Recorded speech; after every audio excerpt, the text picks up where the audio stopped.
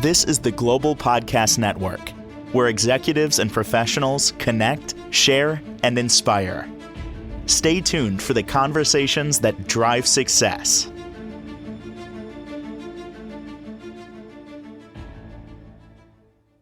And welcome back, everybody. It has been said that this one thing can change your life. If you're stuck in a situation, it can move your life forward. It seems easy, really not for many. I'm talking about the F word, and that is forgiveness.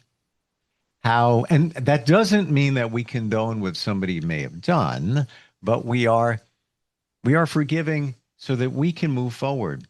How does that look? How does that look for anybody that may be grieving something? And there's a lot of different, we've identified last time we got together, many different aspects of grieving, not just the passing of somebody, but it can also be grieving a relationship. Maybe there's some forgiveness involved in that. Maybe it's a job situation, whatever it might be. She's somebody that helps people with forgiveness, also the grieving process, counseling and psychotherapy. And so great to have her back with us. She's the person behind Feels Fostering Freedom. It is Fiona Mitten back with us. How are you doing today? I'm wonderful. Thank you, Steve. How are you? Very well, very well. And this whole forgiving thing, how does this make a difference in our lives? You know, we may have heard that, forgive and forget. My jury's still out on the forget thing. I'll just go with that. But how does it move our lives forward? Well, that's a big question. So I will start with saying that forgiveness is very seldom for the other person. It's for us, right? If we get stuck in relationships that are unhealthy, or if someone goes, it's like if someone passes away or die and they leave us, any of those scenarios, we get stuck. We get stuck with all the feelings and the emotions and the resentments and all of that. We get stuck with that stuff, and people don't deal with it. They just go on to the next, the next person or the next, I'm probably going to be a little inappropriate here, but the old saying used to be to get over one, get under another, right? Like that's how it used to be. And so, but that doesn't help. It doesn't get us. It just puts a bigger rock in our backpack, because one more time we're angry at ourselves because we made another bad decision, another bad choice, we go places where we don't want to go. And, or at least that was for me, certainly for me. I don't know what it is for everybody else, but it is for me. And with that being said, I needed to be able to forgive the harms done to me by other people for me, not for them. Forgiveness was not about forgiving what they did to me. Forgiveness is about, like, resentment is like drinking poison, trying to kill the other person, right? Because it hurts my head, hurts my heart, hurts my gut, hurts my everything, just hurts. And doing that defeats the purpose of getting well. Forgiveness is not for the other party. Forgiveness is about helping ourselves get through it. Fiona, do you feel that many times we don't realize that it's eating us up inside? We realize what somebody did. Occasionally we think about it, but we might not realize the magnitude of what it's doing to us every time we even just have a little thought. Maybe you want to pick up the phone and text, something nasty to them. And then maybe you don't because you haven't let it go. But it's impacting us in many different ways. We're not even seeing it. Do you think that's true for many? Absolutely. I would expect that's probably true for most people. That people just don't realize that they are carrying all that stuff with them until it gets to that place where there's that one episode that just snaps it all, and then we just blow. How do we know that we're not hiding it? We might have had somebody did you wrong. Let's pick a hypothetical situation. Somebody in a relationship did some horrible things. You can't believe this is this person that you thought you knew. It hurt. Time has gone on. You still think about it. You don't have any connection to them, but it's still there. Do you think that we may not realize the magnitude of the impact that it's had on us? Well, I don't need to give a hypothetical. I mean, in my own, I always use my own life because I've had a lot of my own personal examples of my own insanity that I carried on through my life. And if I don't deal with, like, if we as people don't deal with the horribleness of a past relationship, no matter what it was, whether it was domestic abuse or child abuse, like no matter what the harm done, right? I will just pick the same person. We will always pick the same person with a different name and a different face, but the same character. Hmm. Does that make Oh, sense? 100%. And that, talk about the therapy level of things. Um, that goes back to, we go back to the familiar. So what's the familiar? That person. Why do we pick that person? Usually, as many therapists will say, that goes back to your childhood, unresolved issues of things that have gone on, and you think you're resolving it by picking those relationships, but it's not supporting you. You may know it's not supporting you, but you don't know why. And then there are many that will say, I don't know what's going on. There are no good men or women in the world. The same ones keep showing up. I don't even, because we're picking them for a reason, Hmm? right? Well, we invite them in because we know that that's what's comfortable. When someone treats us nice and we don't know how to be treated nice, we don't stay, right? We find something that's dysfunctional in them and they're like, oh, I gotta go. That's a red flag. When most of the time we're our own red flags and we don't even know it, Yep. right? Like I attract people and I teach people how to treat me, right? So if I teach people to treat me with disrespect, if I allow people to treat me um, rudely or unkind, or if I allow them to lie to me and get away with it, it's like when you're raising a child and you say, don't do that 5 times. They're going to continue to do that because they know you're just going to say something. They're not going to do anything, Hmm. right? It's like, so if you have 3 birds on a fence and they all make a decision to fly away, how many do you have left? Say that one more time. You have 3 birds on a fence and they make a decision to fly away. How many birds are on the fence? Well, you said you didn't identify how many. So I'm going to assume they all three flew away. None of them, because they made a decision. They didn't follow it up by action. Trick question. True though, right? It really is. It really is. Wow. What are some suggestions to go through the forgiveness process? Well, first and foremost, we need to realize that it's not about, like, we really honestly need to realize it's not about the other person, that it truly is about us. And if we don't do the work to be able to forgive those who harmed us, we will continue to always attract the same type of people. So that brings this up again, right? Because this is dealing with one relationship at a time. So the grief recovery method is truly about dealing with one relationship at a time. And when you're able to do that, so the first step is awareness, right? Knowing it's even a problem, where most people don't even realize it's a problem. And they go to counseling, they talk about it, they talk and they talk and they talk. Talk therapy is not, I mean, it's great. You talk and you get stuff out.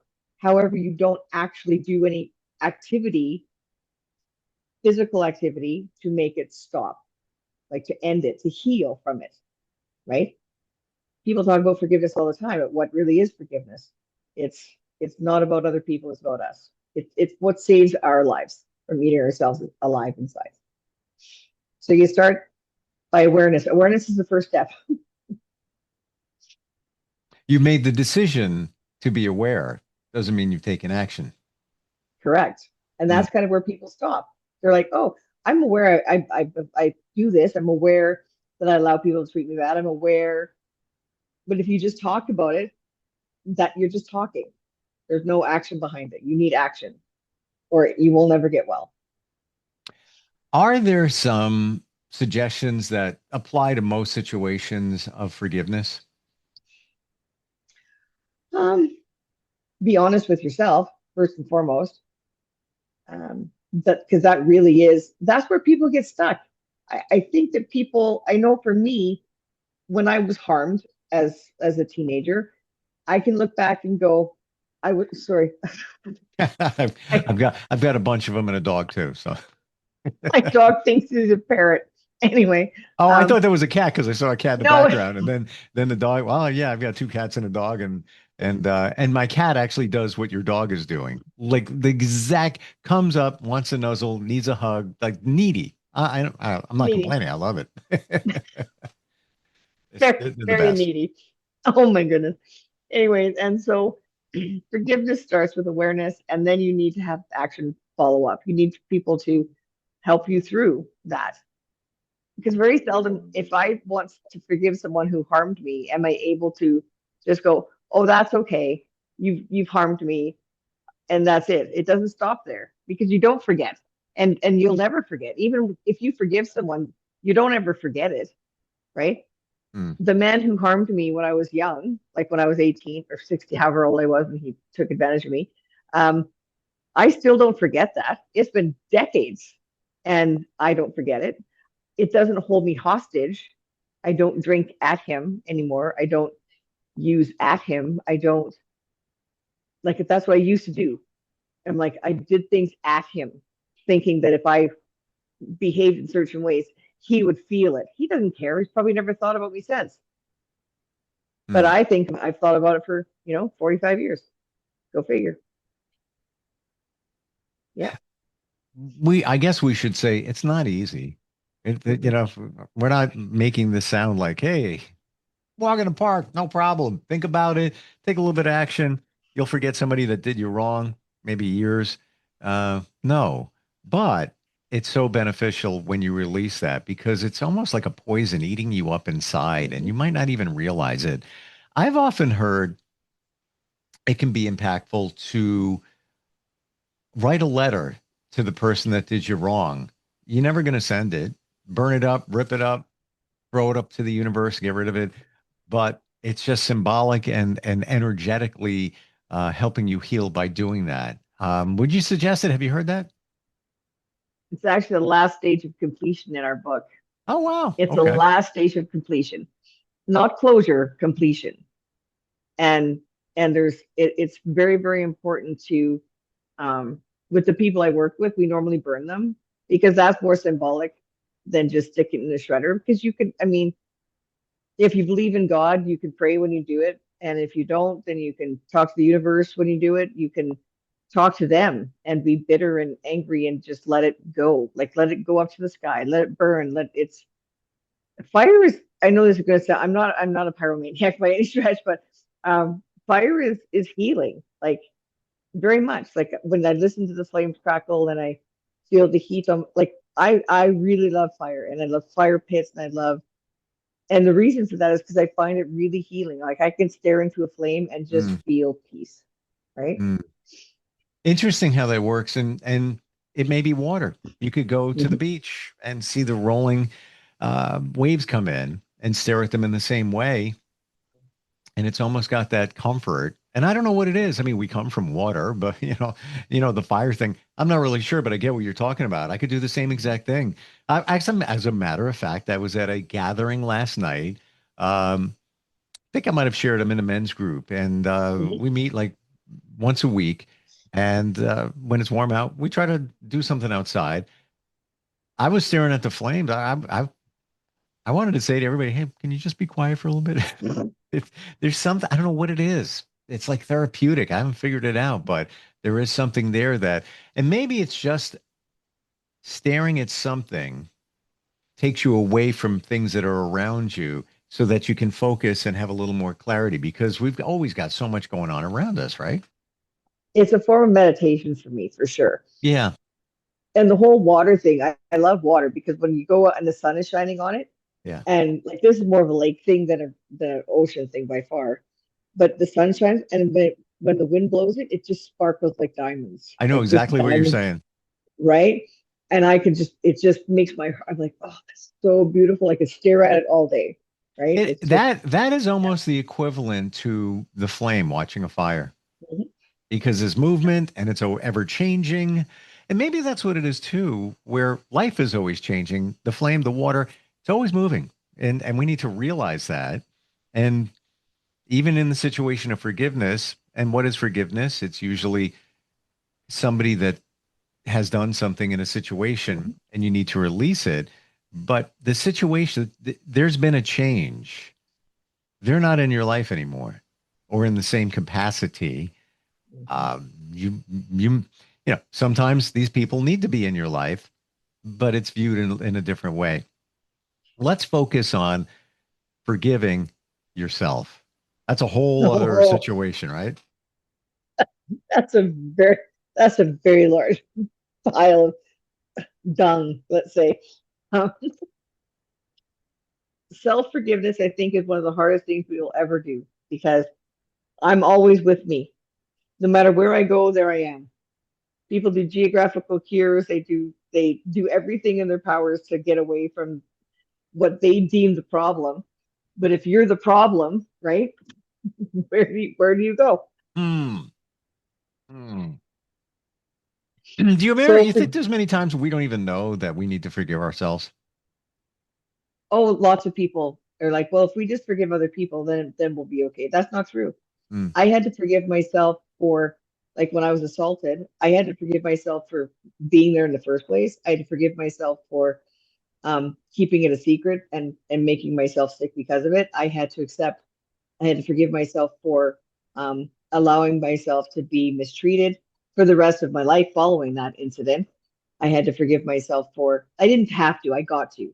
I was allowed to, I allowed myself to forgive myself for some very bad choices I've made in my life, due from one episode in my life. And so self forgiveness is probably the most difficult thing we'll ever do. Forgiving other people is sometimes very easy. Like, they harmed me, I don't like them, I don't need to be around them. Done. When it comes to self forgiveness, when we continue to harm ourselves, that's a whole different. That's takes way more work. That takes years. Self forgiveness takes years. Mm.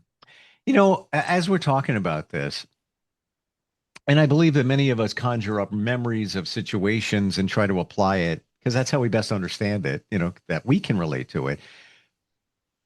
But you could be in a situation, let's say the ending of a relationship, and maybe the other person did some really, really horrible, unspeakable things. You just can't even believe that that happened. But ultimately, a relationship takes two. So you need to take responsibility for at least something. It's never one sided. As much as we want to think it is or can be, it's not. Um, and then taking that responsibility, also forgiving yourself. Yeah, they did this 70% of horrible stuff. Maybe I was like 30% there, whatever it might be, but releasing yourself and forgiving yourself. Is it the same process, forgiving somebody else and forgiving yourself? I think forgiving yourself is even more difficult, Mm, simply because if we continue the same behavior, that's on us. Like, when I bring everything down to its lowest common denominator, and I'm the lowest common denominator, that makes me the problem, right? That I allow people to treat me a certain way, that I allow the same people into my life, that I allow myself to be treated that way. Like, that's all me. That's not them. That's me. So I would say it's probably more than 70-30, because a lot of times, I mean, domestic abuse is rampant and child abuse is rampant. And the perpetrators, because that's what they are, I mean, they're not nice people, um, continue to harm people. It's also because there's a lot of people that allow them to continue to harm them, right? And I know yeah. that sounds awful to say, and I don't mean for it to be cutting or hurtful. Sometimes it's just truth, and it comes from childhood. So that's why when we deal with trauma, and we deal with, well, grief, because that's a trauma, um, we need to deal with the relationships from the very beginning, like one at a time, because we continue to attract the same type of people. Yes. If I don't work on myself, I will continue to attract that same person over and over and over, even if it's not the same name or same face. I had a Still the same conversation person. with somebody last night based on just what you said and working on yourself, realizing these things, call it the shadow work as well about those Mhm. things in your childhood, that as time goes on, you start to have different values, standards, and boundaries. Mhm. And let's say you're not in a current relationship, you have more clarity on exactly what you want. You thought you knew, but until you start doing that work, you don't. It comes really clear. It's amazing how that all works, right? I actually have people write out exactly what they want in a person, like in a partner, exactly. Hair color, height, character, personal, like personality characters. Um, if they like what kind of music they like write what you want down on paper and then give it to the universe. Because the reality is, when you read that list of what you want in a person, chances are pretty high that's who you are. And you just don't realize that that's who you are. So, all those great character traits, I have lots of my girls literally just write down every day a new great character trait that they have. So, when they're having a really crappy day, go to that list and say, oh, this is who I am. Because when I'm having a good day, this is literally who I am. So then it reminds them that just because they're having a moment in time, that they can be that person on the paper, because that's truly who they desire to be and Wow. who they are naturally when, yeah. So true. And I believe in that on the reverse, where in that men's group a couple of months ago, we had we were tasked with an exercise to go around to all of us in the room and what we don't like or what we want to point out. And so mostly the negative things, right? And then when we were done, it was revealed, oh, those are the things you don't like in yourself. What? So it's kind of the same thing that you just said there, that, when we're walking around, look at, my friend, like, what a blank. They always do that. No, that's you. You don't even realize that it's you. It's kind of painful when you think of all of this stuff, that it's just a projection of ourselves. We have a really simple thing for that. If you spot it, you got it. Ooh, say that again. I want to make sure I process that. If you spot it, you got it. Wow. Hmm. We're going to end on that. That's something to think about. So you have an amazing book that it's all about grieving and the recovery process and all of that. I didn't know that forgiveness was included in that book. Wow. Wow. Yeah, this is all part of it. How do we, Fiona, how do we connect with you? How do we find you? You can email me at info@fffreedom.online. And you can look at my website, which is the same thing, just with a www in front of it. Yeah. So it's Freedom. fffreedom.online. .online. Gotcha. And information about your book there as well? Oh, the book. Well, the book is not mine. It's the book I work with. It's the Grief Gotcha. Recovery Handbook. My book is entirely different than this. My book is my memoir. Oh, gotcha. This is the healing book. Yeah. This breaks all the myths of grief. It teaches us how to, move past, moving beyond. It says right on the front, the action program for moving beyond death, divorce, and other losses, including health, career, and faith. It's remarkable. And this is all part of what's known as the grief recovery method, right? Yep, absolutely. Got it. Thank you for all the insight today. Fantastic. It's so important. I'd have to imagine every one of us has something we need to forgive, whether it's others or ourselves. And what was that thing you said before about the birds? I got it. I want to share that one. Make a decision. Making a decision doesn't do anything, right? Follow it up by action. Right. You'll have no birds on the fence. But if you just make a decision, right, there you are. Super cool. Thanks for being here today. Really appreciate it. See you next week. We'll be right back.